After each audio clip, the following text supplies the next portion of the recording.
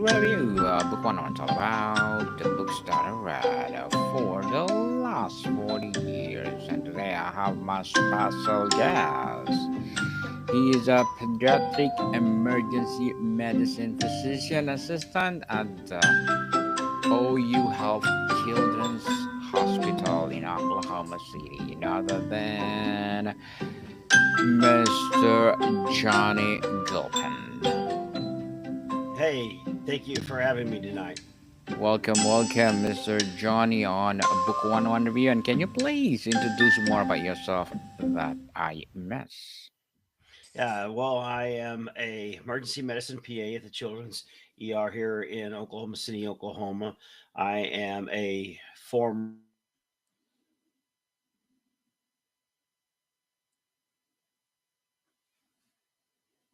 Hello, Mr. Johnny.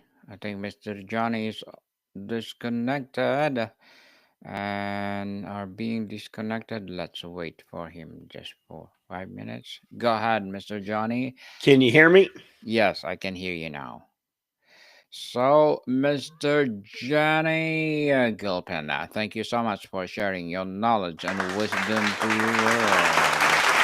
Thank you. And today, let's talk about addressing mental health in healthcare. So, tell us, let's start with the core cultural problems. For decades, healthcare has operated on sickness model, focusing on treating illness. What does the true well being model look like for a healthcare professionals, and what is the first step to get there? So, working, it's, I think the first thing is one is people taking ownership in their own health. Um, you can have all of the best hair care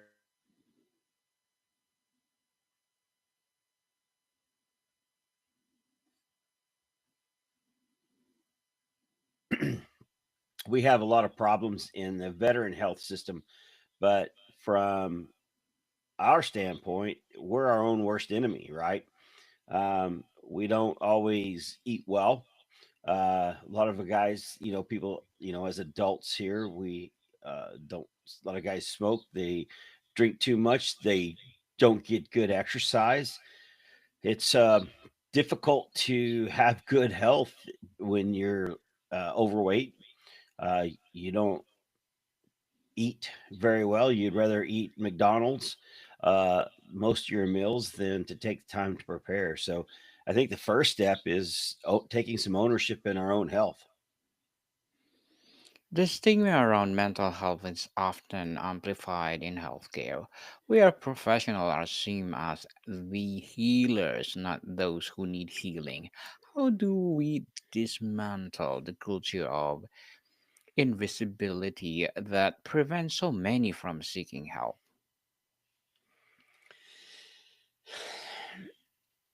Um, are you asking that from a medical health professional standpoint or from just an overall standpoint? Can we do the overall, Mr. Johnny? Um,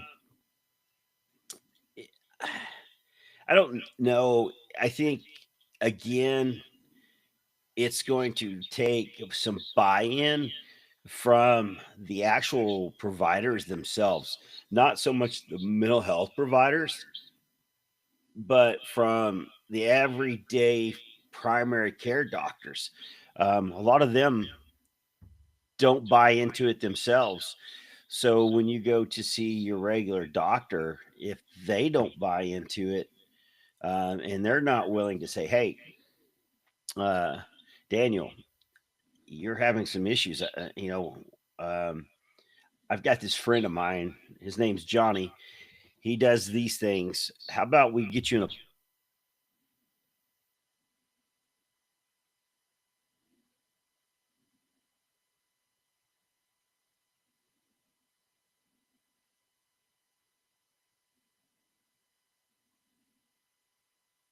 program where we're looking at it from uh, a, a body and a mind and those two together? It's going to be difficult, but I think if we can start and I think we're getting there because the doctors who are coming up now, I work with those residents, and they're more in tune with it that, hey, the body is so connected with the mind that if they're not in conjunction with each other, then we're going to have this problems compared with my generation where people have difficulties. Oh, well, you need to suck it up, uh, rub some dirt on it. It's not that bad. Let's say beyond burnout, Mr. Johnny, beyond burnout, we are seeing high rates of PTSD, moral inquiry, or injury, and substances use among clinicians. How a psychological toll on healthcare workers and distinct crisis that requires its own specialized response. Why are we having that? Yes, please. I think that it's always been there. Um, we lose one physician a day to suicide, twice as likely to be a female. Um, when you look at the job itself, um, it's very high stress. Uh, then you take in the fact that you have a lot of administrative hurdles that used to not be there. You have a lot of debt that, a lot of overarching um, issues that play into the physicians and the PAs and the nurse practitioners being able to do their job. Uh, that comes into a play. And then we're still post pandemic where a lot of people were overwhelmed, overworked, and that played into it because it was like a combat tour for many of the providers in the ER, the ICUs. Uh, just overall was just a horrendous aspect, and there's no mental health uh, care available. People are not bought into it, so there's nothing out there really for it. So you have these people who are just overworked. From a systemic perspective, how do we move the needle so that investing in staff mental health is seen not as an optional perk, but as a non negotiable component of a patient safety and quality of care, Mr. Johnny? I don't think until people start standing up as a group and they start demanding it, it's going to have to start with the physicians uh, and the nursing staff that say, "Hey, we're not going to do this anymore." Um, I don't think it's going to be a big deal, but it's also going to have to come down from Congress and as a law because the people who put this in place are the hospitals, the companies, and they're not going to do it if they don't have to. They're not. Nobody makes them do it.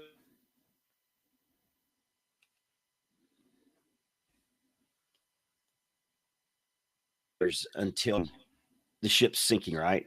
And I don't think they're going to do that. What are the most effective evidence based interventions you have seen that actually move beyond just offering yoga and resilience training to address the root system causes of distress, Mr. Johnny? From my aspect is that from you take the military, EMS, fire, which we still have a lot of burnout and stuff like that. But we have units, we have teams, we have a team mentality, a tribal mentality. A lot of times in the upper healthcare, you don't have that. People don't feel like they have that. I think one of the things is to help build that tribal mentality, but start simple. There's a concept that says a person standing alone can be attacked and defeated, but two can stand back to back and conquer, and three are better, for a triple braided cord is not easily broken. That was King Solomon, Ecclesiastes 4:12. So start teaching these people. A lot of times people don't have at least one to two people that they can call, talk to, and understand that that's a reciprocal relationship. Um, Start small, teaching people to simple, realistic tools that are active, not passive. So if I'm in a class, like some of the training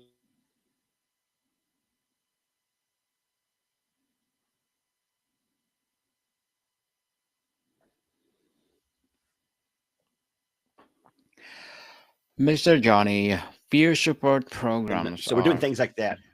yes. So, Mr. Johnny, peer support programs are being or are gaining traction. What are the key elements of a successful and confidential peer program that clinician will actually trust and use? That's the hard part, is getting them to do it. Um, is they have to feel that whoever's they're doing it with is been there, done it, did it. Um, so you have to have that person. It can't be just some abstract person. Um, you have to find somebody locally that they can start with and work out. That person who's walked that line, who's had the issues, the problems themselves, and survived. Survivors make the best uh, bridge building. And once you have that one bridge builder, that one survivor, then it grows from there. I've seen it work.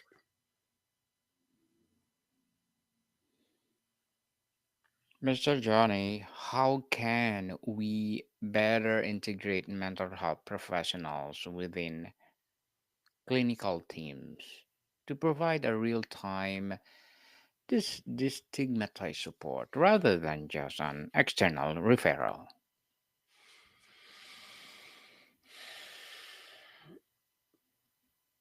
I think we have gotten so caught up in internet training, and I think we're going to have to go back to in-person trainings and actually do trainings where we're not doing.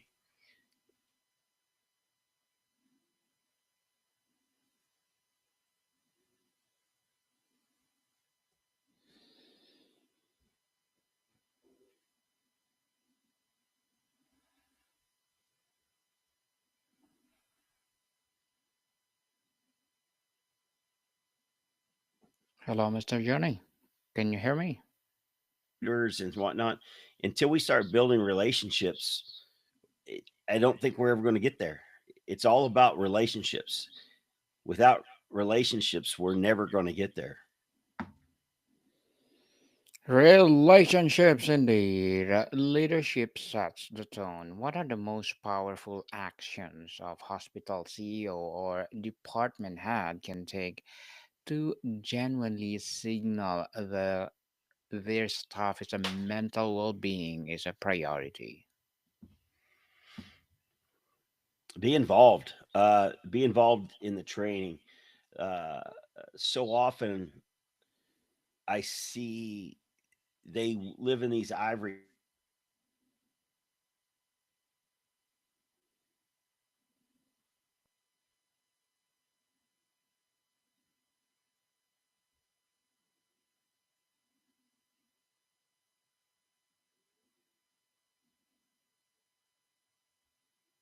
getting their rears kicked. It's one of the things.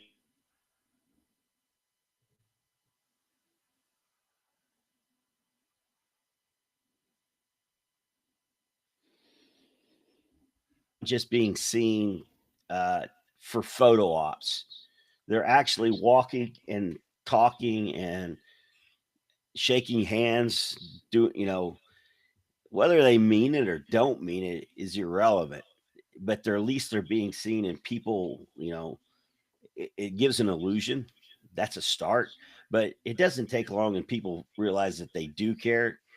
Then then people will start. But leadership has two components: from the top down, from those CEOs, but but we also have to start at the bottom, because leadership up the chain too, and where people stop saying, well, it's not my job.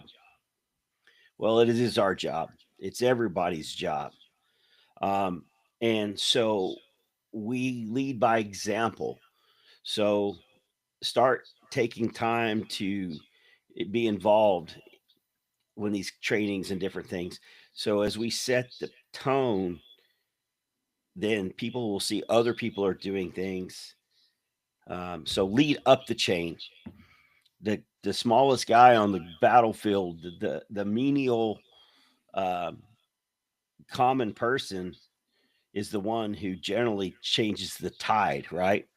Um, that guy who nobody knew, that was always in the back, is the guy who steps up and saves the day. So that's where battles are won, and it's not the guy in the ivory tower, it's the guys on the floor, and that's where we just have to step up, and people don't always want to step up. Technology is a double edged sword, Mr. Johnny. It causes burnout through EHRs, but can also offer a solution. What are the most promising teach enabled tools or platforms for providing accessible, confidential mental health support to a busy clinician? And I don't have an answer for that. I really truly don't. uh, I've not found, I mean, there's a lot of stuff out there, but I've not used any of them. uh, I haven't tried anything. I get most of my stuff is through the VA, and so I haven't had to utilize any of this stuff. For a healthcare workers listening who is struggling right now but it's afraid of the professional consequences of speaking up, what is your most important message and what is the safe first step they can make? Don't worry about the consequences. It's your life. It's what we have to do, um, and that it's your life, and you belong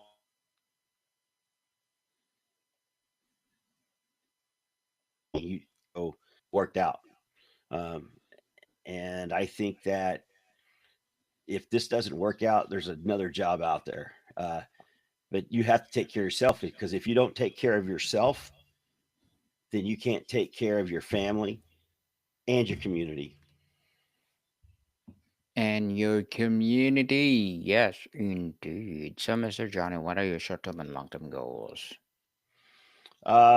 My short term goals is to continue working on my art of medicine program and getting it going. My long term goals is to buy a nice fishing boat and spend some time in the Florida Keys. Wow, what amazing goal, Mr. Johnny, and good luck to your goals and looking forward for more success. And what would be your piece of advice for those people out there who want to be like you? Um, Two things. One, failure's never an option. You just keep picking yourself up. And two, uh, if somebody asks you to do it, Teddy Roosevelt said, somebody asks you to do something, tell them yes, sir, and then go figure out how to do it. Uh, that's the best way to get ahead, find yourself. Um, just keep working hard, keep doing things. Yes, sir. Yes, sir. Yes, sir. Okay. Stop procrastinating. Stop procrastinating, people. Yes, say yes, sir. I'll do it, and I'll try my best and share to the world. So, thank you for that advice, Mr. Johnny. And can you please recommend a book or books that influence you, Johnny? Yeah, I David Goggins, "Can't Hurt Me" is one of the most influential books I've ever read.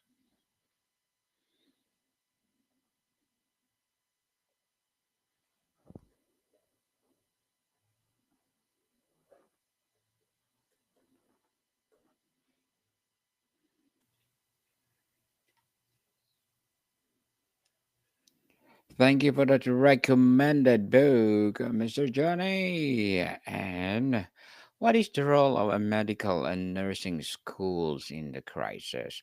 How can we embed well being and self care as a core of non negotiable competencies from day one of training?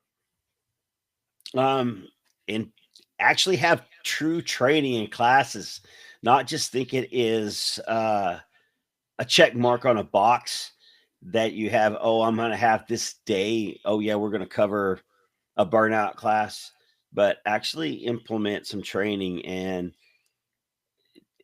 lead from the top. Start from day one where you're doing that, so that as we build leaders, we're leading, building it from the ground up. Um, that I think that's the key thing. Start teaching Yes, it. yes, definitely. Teach the other. So, how can we better support the mental health of the entire healthcare ecosystem from environmental service and front desk staff to surgeons and nurses, recognizing that every role carries unique stressors?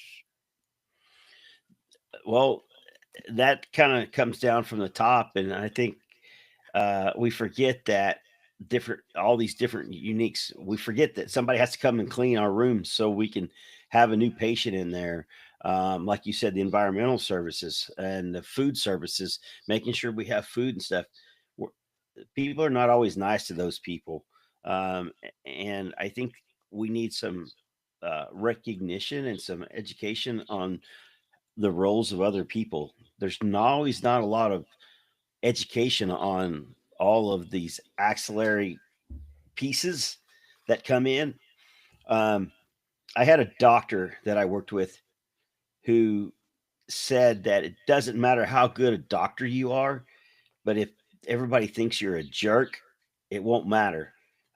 He knew every single janitor, uh, clerk, food person that he worked with. He could tell you their kids, their husbands, their wives, knew their name, and always made sure to talk to those people.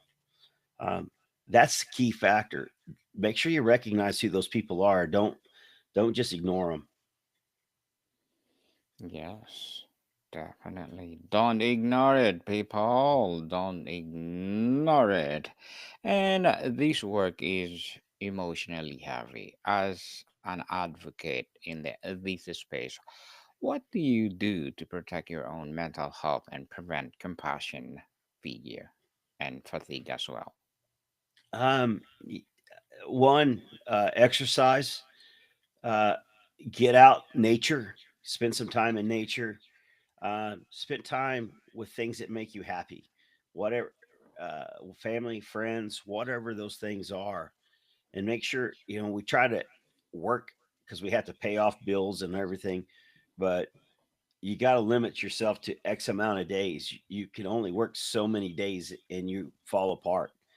And so you've got to be able to reboot yourself. And if you don't, you're going to, we don't eat well, we don't sleep well, we don't get those things. And that really plays into our compassion fatigue because if we're tired, we're not eating good, then we get it all builds. So goes back to what I said, or the very first question: taking care of ourselves. If we don't take care of ourselves physically, and I'm guilty of this too. Um, if we don't get outside, step away, and make sure that we exercise and eat healthy, uh, it doesn't matter what else we do. Mr. Johnny, before we wrap up our discussion for today, I'm inviting you to please do listen to my other podcast, people. My other podcast, because my abstract essay is already in fifth season, abstract poetry in second season, and my book 101 review in fifth season too, comedy 101 in second season, and my food 101 in fifth season as well, geography 101, love letters, movie 101 review, music 101 are in a fourth season, Science 101 and Sex 101 second season, and my baby podcast, Law 101, Mental Health 101, and Bible Verses 101. Please listen to them wherever you listen your podcast.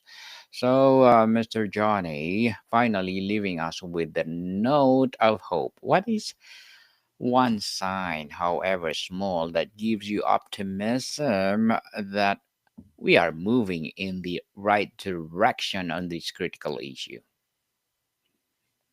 Well, that we're talking right here. This is a start, right? Mm-hmm.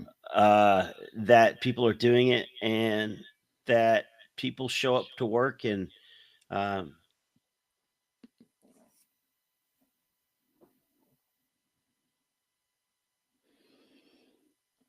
Yes, definitely, Mr. Johnny Gilpen. Thank you so much for sharing your knowledge and wisdom to the world. Thank you, thank you, thank you. So, can you please invite our listeners to support your advocacy, your business, or whatever projects that you're doing right now?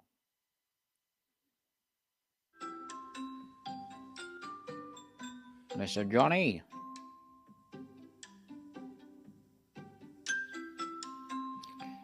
people, I think Mr. Johnny is being disconnected, so please support Mr. are Johnny you there? Gilpin. Yes, so can you please invite our listeners to support your Y- business, your advocacy, or whatever you want to promote on Book 101? Mr. Johnny?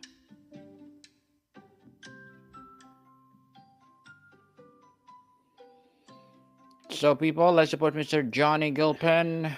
Please do visit his official website. It's johnnygilpin.com or www.johnnygilpin.com. So, in behalf of Mr. Johnny, because he's been disconnected, please do support him. Visit the website itself. So, Mr. Johnny, I think we are connected. Yeah, Please do invite our listeners to support your advocacy or your yeah, business itself. yeah. JohnnyGilpin.com. I appreciate that. I thank for being here.